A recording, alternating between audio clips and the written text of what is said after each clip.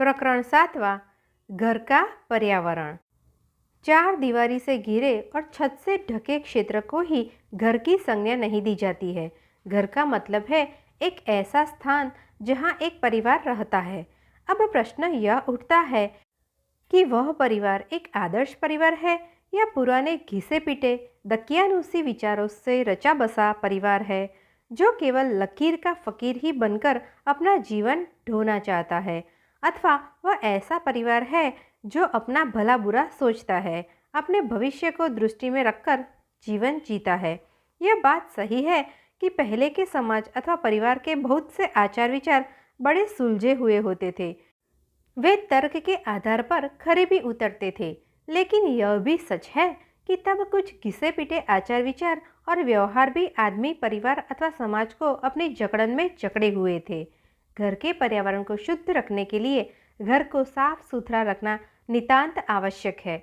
घर के कोने, अलमारी, दुछत्ती, स्टोर इत्यादि दूसरे भी ऐसे स्थानों की सफाई करते रहना चाहिए जहां रोज रोज उठने बैठने, सामान रखने उठाने की आवश्यकता नहीं होती, क्योंकि यदि ऐसा नहीं किया जाता तो ऐसे स्थानों में मक्खी, मच्छर, चूहे तथा अन्य विषैले कीट पतंग पैदा होने की संभावना बनी रहती है। घर में हर वर्ष सफेदी भी करानी चाहिए, इससे भी घर की सफाई होती है। घर परिवार के सदस्य बीमारी से बचे रहते हैं। यदि घर गांव में है तो कच्चे मकानों में गोबरी भी की जा सकती है, इससे भी घर आंगन साफ सुथरे रहते हैं। घर के सदस्यों को साफ सुथरा रहना चाहिए, रोज रोज स्नान करना चाहिए, साफ धुले हुए कपड़े पहनने चाहिए। यदि संभव हो तो प्रत्येक दिन नहाने के पश्चात धुले हुए ही कपड़े पहनने चाहिए। घर में भोजन पूरी सफाई के साथ बनाना चाहिए। घर में पूर्ण स्वच्छता का ध्यान रखना चाहिए।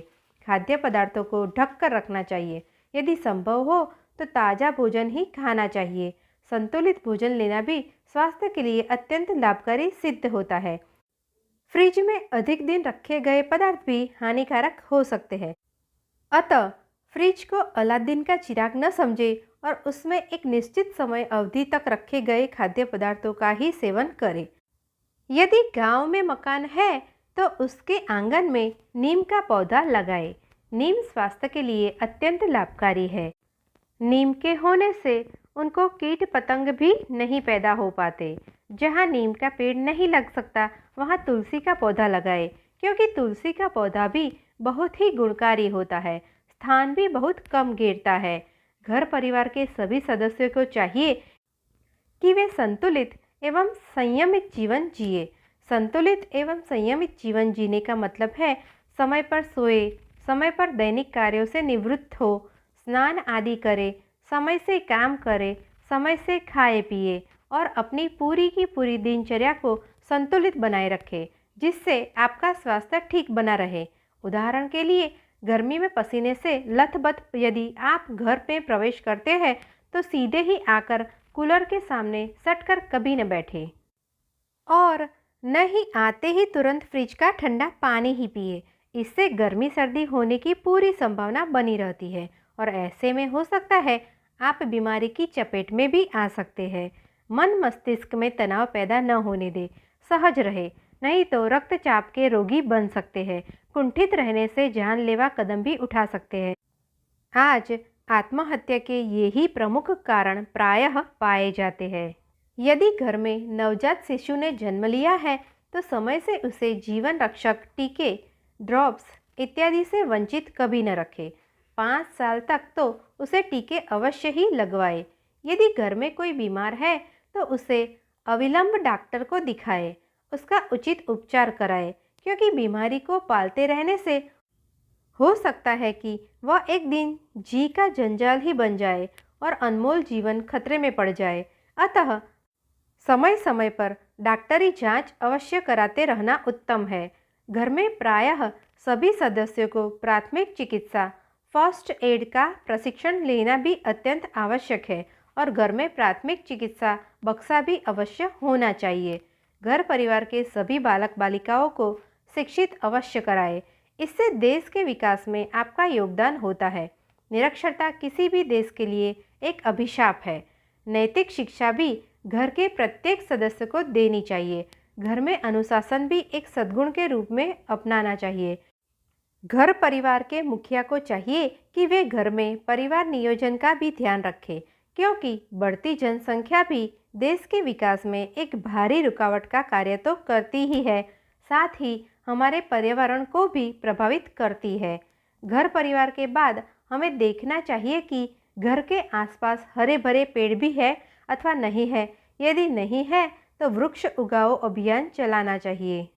घर के आसपास गली मोहल्ले में सफाई का पूर्ण प्रबंध है अथवा नहीं है, इस पर भी विशेष ध्यान देना उचित होगा, क्योंकि गंदगी से ही हमारा पर्यावरण प्रदूषित होता है।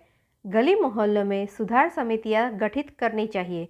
उसमें विद्यार्थियों, नवयुवकों और बड़े बूढ़ों की शक्ति एवं समय का भरपूर प्रयोग करना चाहिए।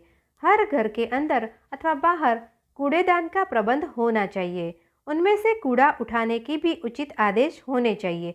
कई कई दिनों तक कूड़ेदानों में पड़े कूड़े से गलियों में नालियों की सफाई न होने से मक्खी मच्छर पैदा होने का खतरा बना रहता है, जो कि स्वास्थ्य के लिए अत्यंत हानिकारक होता है। इसी प्रकार सड़कों की सफाई, पार्कों की सफाई भी बराबर होती रहनी चाहिए। आपस में, घर परिवार में, गली मोहल्ले, पड़ोस में मिलजुल कर प्रेम भाव से रहना चाहिए। एक दूसरे के सुख दुख में काम आना चाहिए। दूसरों के दुखों को भी अपना ही दुख समझकर उसके दुख को दूर करने का हर संभव यत्न करना चाहिए। यही मानवीय गुण है और इन सब के रहते ही हमारा पर्यावरण वास्तविक रूप में शुद्ध रह सकता है। स्कूल में सफाई का पूर्ण ध्यान रखना चाहिए। इसके लिए प्रधान आचार्य एवं अध्यापक मिलकर ऐसे नियम बनाए कि स्कूल का पूरा पर्यावरण शुद्ध रह सके। इसके लिए सप्ताह अथवा महीने या फिर प्रत्येक 15 दिन के बाद एक विशेष स्वच्छता अभियान स्कूल में चलाया जाना चाहिए। नित्य प्रति भी स्वच्छता सफाई का विशेष ध्यान रखना चाहिए। स्कूल में पेड़ पौधे, घास तथा रंग बिरंगे फूल भी उगाए जा सकते हैं। बागवानी की शिक्षा भी प्रत्येक विद्यार्थी को दी जानी अनिवार्य होनी चाहिए। विद्यालयों में कर्तव्य परायणता पर भी सभी को पूर्ण ध्यान देना चाहिए, चाहे अधिकारी हो या कर्मचारी हो, अध्यापक हो अथवा विद्यार्थी ही क्यों न हो। अनाधिकार चेष्टा की प्रवृत्ति अच्छी नहीं होती है। विद्यालय का अनुशासन एवं वातावरण भी अपने आप में और विद्यार्थी के भविष्य में एक विशेष भूमिका निभाता है। निष्पक्ष भाव विद्यालयों के चहुमुखी विकास में 4 चांद लगा सकता है। विद्यार्थियों को विद्यार्थी ही बनाने पर बल दिया जाना चाहिए। उन्हें पुस्तकों, कापियों का भारी भरकम भार घर से स्कूल और स्कूल से घर ढोने वाला गधा कदापि नहीं बनाना चाहिए। एक दूजे विद्यालय में देखा देखी अधिक से अधिक पुस्तकें कक्षा में लगाने की प्रतिस्पर्धा भी लगाना अच्छी बात नहीं है। पुस्तकें चाहे कम हो, लेकिन जितनी भी हो, उनका ज्ञान विद्यार्थी को मिलना मिलाना ही हितकर है। कक्षा में अधिक पुस्तकें होने के कारण कोर्स पूरा नहीं हो पाता, परीक्षाएं सिर पर आ जाती है। तो ऐसे में परीक्षा कक्षों, भवनों में नकल की भी भरमार होती है। परीक्षा परिणाम कुछ भी कैसा भी हो, किंतु इससे शिक्षा पर स्तर एवं उद्देश्य कहीं दूर भटक जाता है। परिणाम स्वरूप परीक्षा भवनों का और उनके बाहरी वातावरण का पर्यावरण तो दूषित होता ही है, आगे भी शिक्षा और विद्यार्थी का जीवन दूभर हो जाता है।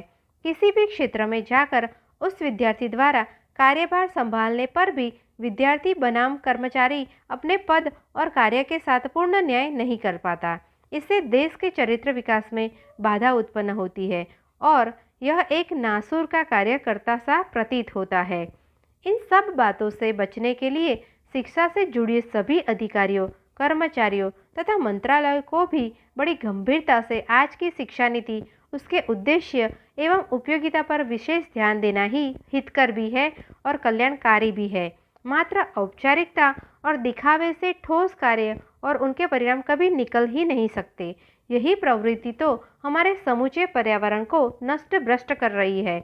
यदि ऐसा सुधार होगा तभी हमारा पर्यावरण शुद्ध बन सकेगा, हम वास्तविक सच्ची जिंदगी जी सकेंगे। विद्यालयों में खेल के मैदान होने चाहिए, उनकी देखरेख होनी चाहिए। विद्यालयों की ओर से खेलों को विशेष प्रोत्साहन मिलना चाहिए, क्योंकि खेल भी जीवन का अत्यंत आवश्यक अंग है। खेलों से स्वास्थ्य ठीक रहता है और विद्यार्थी का स्कूल में सामाजिक बौद्धिक विकास होने के साथ साथ शारीरिक विकास भी होता है। खेल मैदानों के चारों ओर छायादार पेड़ लगाने चाहिए। विभिन्न खेलों के संतुलित उपकरण भी होने चाहिए।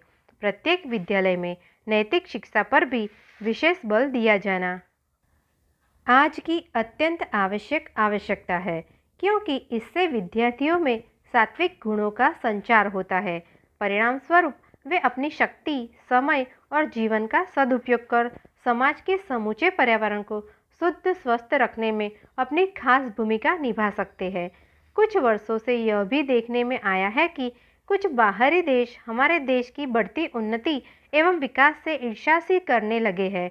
इसी बात को ध्यान में रखते हुए उन्होंने किसी न किसी प्रकार से हमारे देश में कुछ प्राणलेवा नशीले पदार्थ चोरी छिपे भेजने शुरू कर दिए हैं। हमारे कुछ प्रवासी भारतीय भी किसी न किसी लालच में पड़कर यहाँ की युवा शक्ति को इन नशीले पदार्थों का सेवन बहला फुसला कर करा कर पथभ्रष्ट करने पर तुले हैं। इसका परिणाम यह है कि यहाँ के कुछ युवा नशे की लत में पड़कर अपना वर्तमान और भविष्य अंधकारमय कर रहे हैं।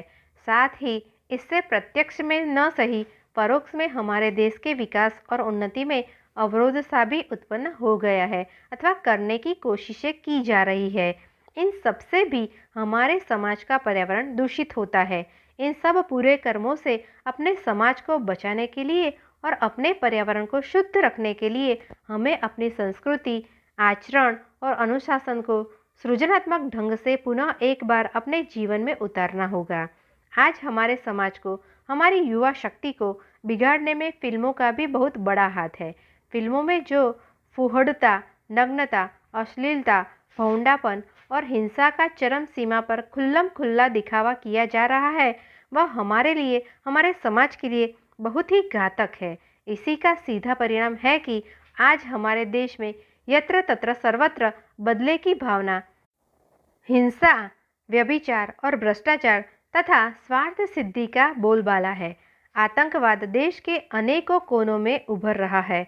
जनसाधारण को अपनी सुरक्षा, अपना जीवन, अपनी इज्जत साफ साफ खतरे में दिखाई दे रही है। इन सब से बचने के लिए हमें नैतिकता पर विशेष बल देना होगा, मर्यादाओं को मानना होगा, एक दूसरे का लिहाज करना होगा। तभी शायद हम और हमारा समाज इन सब उत्पन्न विपत्तियों से स्वयं को और समाज को भी उबारने में सफल हो सकेंगे और अपना पर्यावरण शुद्ध रख सकेंगे।